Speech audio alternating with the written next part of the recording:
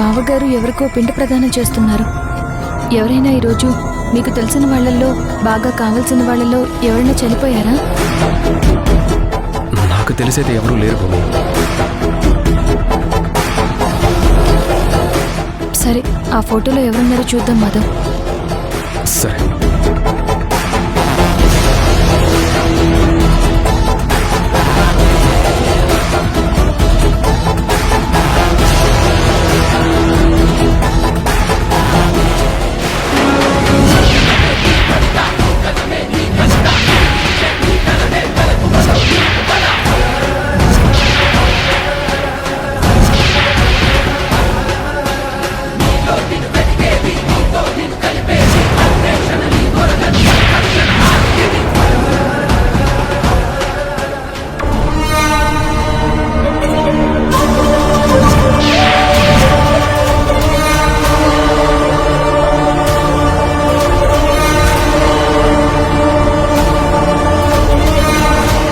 సుహాసినికి పిండ ప్రదానం చేస్తున్నారేంటి బావగారు?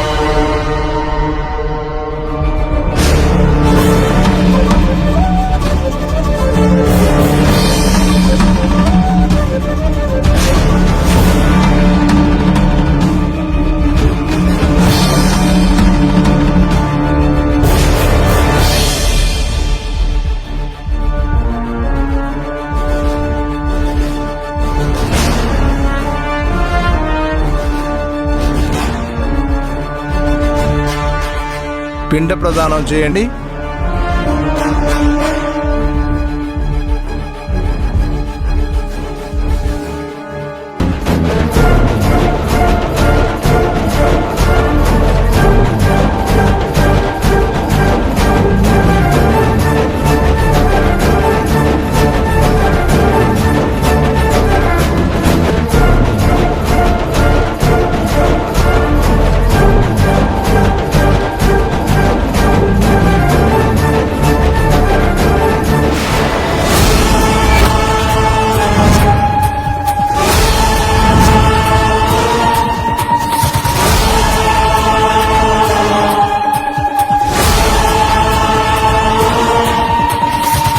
ఇక్కడేం చేస్తున్నావు అన్నయ్య? ఆ ఫోటో ఎవరిది? మా అన్నయ్య సమాధానం చెప్పకుండా మౌనంగా ఉండడం నేను ఇప్పటి వరకు చూడలేదు. మొదటిసారి చూస్తున్నాను అన్నయ్య. ప్లీజ్ చెప్పన్నయ్య, ఆవిడెవరు? నువ్వు పిండ ప్రదానం ఎందుకు చేస్తున్నావు? అసలు ఏం జరిగింది? ఏం లేదు, ఇప్పుడు తెలుసుకున్న ఉపయోగం లేదు. పదండి, ఇంటికి వెళ్దాం. మీరు గతంతో పాటు కొన్ని నిజాలు కూడా దాస్తున్నారు బావగారు.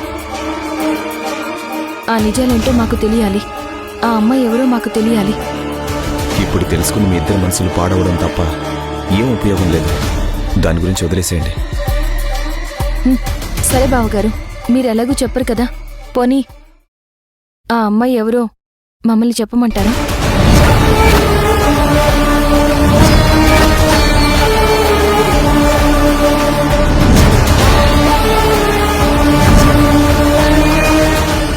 అన్నయ్య, నువ్వు ఒక అమ్మాయిని ప్రేమించావని మాకు తెలుసు. ఇప్పుడు అదే అమ్మాయికి పిండ ప్రదానం చేస్తున్నావని కూడా తెలుసు.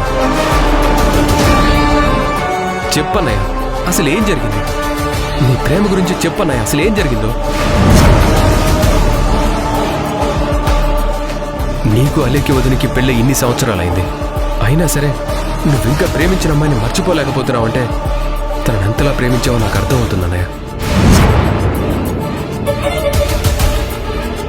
చెప్పన్నయ్య, నీ గుండెలో బాధ ఏమైనా ఉంటే చెప్పు. ఆ అమ్మాయి ఎలా దూరం అయిందో చెప్పు. చెప్తాను మాధవ్, చెప్తాను. ఈ విషయం ఇప్పటి వరకు నేను ఎవరికీ చెప్పలేదు. ప్రాణానికి ప్రాణంగా ప్రేమించిన అమ్మాయికి నా గుండెల్లోనే సమాధి కట్టాను. తన పేరు సుహాసిని. తను నేను ప్రాణానికి ప్రాణంగా ప్రేమించుకున్నాను. తన చదువు అయిపోయిన తర్వాత ఇద్దరం కలిసి 2 ఏళ్లలో చెప్పి పెద్దల సమక్షంలో పెళ్లి చేసుకుందాం అనుకున్నాం.